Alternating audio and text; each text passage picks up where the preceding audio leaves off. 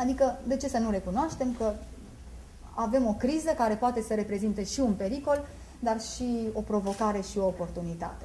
Cum spun vechii chinezi, atunci când vântul își schimbă direcția, unii construiesc ziduri, alții mor de vânt. Adică ne folosim de schimbarea vântului sau doar ne punem la adăpost. Eu aș sfătui pe toată lumea să construiască mor de vânt, adică să se folosească de această schimbare a direcției vântului și în felul ăsta să se numere printre învingători.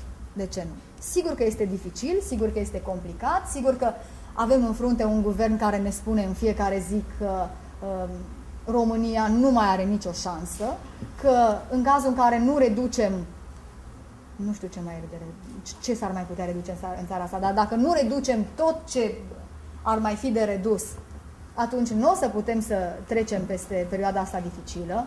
Dacă nu reducem pensiile la zero, dacă nu reducem toate salariile, dacă nu obligăm omul să trăiască nemâncând, nu știu, în România, atunci nu o să putem să mergem mai departe, ceea ce mie mi se pare o nemernicie să spui lucrurile astea în țară, în condițiile în care se pot face foarte multe lucruri. În condițiile în care noi nu avem o strategie, nu știu, în ceea ce privește energia. Nu avem o strategie națională pe partea de energie. Că nu avem nici la nivel european, să trecem peste. În condițiile în care noi nu avem un plan anticriză, nu înțeleg de ce mai iese Emil Boc la televizor din alt motiv decât să-și dea demisia. Pentru că cu sau fără el în fruntea guvernului suntem la fel. Toată lumea spune, toți analiștii economici spun la nivel mondial că măsurile de austeritate nu vor face în așa fel încât oamenii să trăiască mai bine. Din contră, vor distruge economii. Și cu toate astea, Emil Boc este în fața noastră și ne spune că vom mai tăia din pensii. Și acum e discuția asta cu a impozita toate pensiile și cele sub 10 milioane. Nu așa se face ceva. Noi putem să facem o mulțime de investiții pe partea asta, de ecologie, da? Pe partea de energii regenerabile. Am putea să creăm o mulțime de locuri de muncă. Sunt studii la nivel european care arată lucrul acesta. De curând, acel grup coordonat de Tony Blair la Cambridge a arătat că în Europa, în perioada asta dificilă, în cazul în care se investește pe partea de ecologie, se vor putea crea aproximativ 10 milioane de locuri de muncă. Ceea ce mie mi se pare extraordinar. Noi românii putem să fim prezenți în zona asta. Sigur că nu o să putem să ne dezvoltăm proiectele singuri și avem nevoie de parteneriate. Nu numai parteneriate politice, parteneriate economice solide. Dar pentru asta avem nevoie de miniștri care să vorbească cel puțin o limbă străină. Avem de curând un nume care pe mine m-a îngrozit la Ministerul Muncii, Sulfina Barbu. Păi din cauza ei, noi suferim acum pe partea cu gropile ecologice. Sulfina Barbu a fost ministrul mediului în perioada în care se punea problema ce facem cu gropile ecologice. Și eu i-am atras atenția că nicăieri în Europa nu mai există astfel de gropi ecologice. Peste tot există fabrici de reciclare a deșeurilor. Nu m-a ascultat. I-am spus că în 2-3 ani ne vom trezi că, deși am adus toate tehnologiile necesare pentru aceste gropi ecologice și le-am cumpărat de la europeni, europenii spunându-ne că da, vi le vindem, că aveți nevoie de așa ceva, tot ei vor fi cei care vor spune închideți gropile pentru că sunt extrem de poluante. Nu m-a auzit, probabil că avea ceva băgat în urechi, nu știu ce a avut. Cert este că ne trezim acum, în condițiile astea grele prin care trecem, că europenii ne spun nu mai putem să vă dăm voie să aveți asemenea gropi ecologice, trebuie închise. Păi bun, da, de ce ne-ați lăsat să le facem? Păi ne-au lăsat să le facem pentru că aveau nevoie de piață, de desfacere pentru membrane, pentru tehnologii, pentru tot ceea ce presupune construirea unei gropi ecologice. Și pentru că ei deja produseseră toate aceste tehnologii, aveau nevoie să scoată de undeva bani. Știți, ăsta e și motivul pentru care la nivel mondial, industria de armament are nevoie întotdeauna de un război. Pentru ca cei care produc în industria de armament să-și vândă undeva armele. Fără să le vândă, ies în pierdere. Și atunci există tot timpul, cel puțin, un război undeva pe glob. Așa și noi. Am fost piață de desfacere pentru nemernicii ăștia care produceau tehnologii pentru gropi ecologice, tehnologii care nu puteau să mai fie vândute altundeva. Și am fost noi groapa de gunoi a Europei.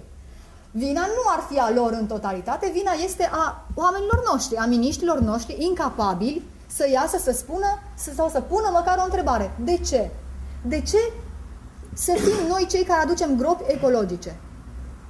Deci, doamnei Sulfina Barbu, să-i mulțumim pentru toate pierderile pe care România le va suporta în această perioadă. Nu să o facem ministru mai departe. Pentru că în România am văzut, dacă ești slab, ești incompetent, habar n-ai pe ce lume trăiești, ești pus ministru. Clar. Pentru că românii îndură. Ne-am învățat să îndurăm.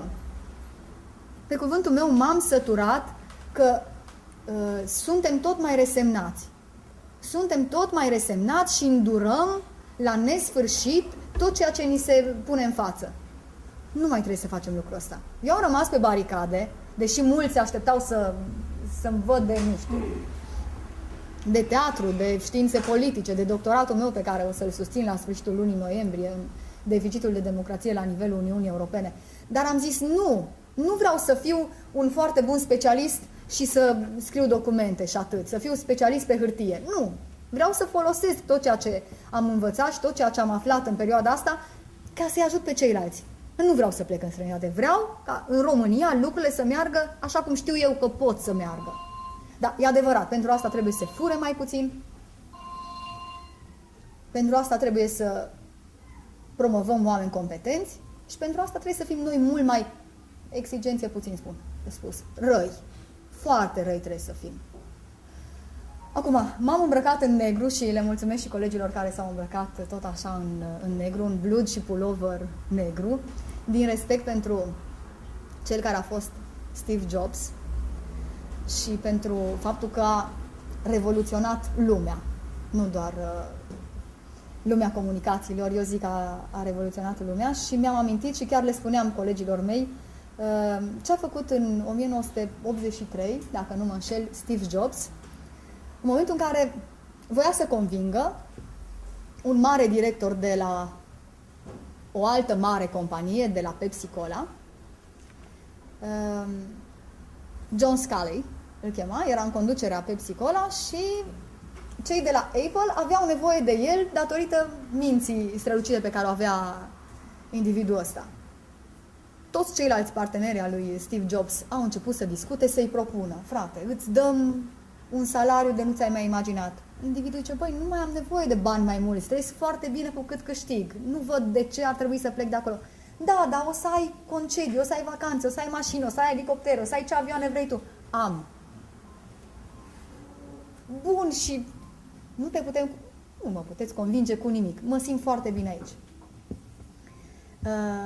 După ce și-au încercat toți norocul la acest individ de la Pepsi Cola, Steve Jobs a zis să lăsăm 2 zile și mă duc eu să vorbesc cu el.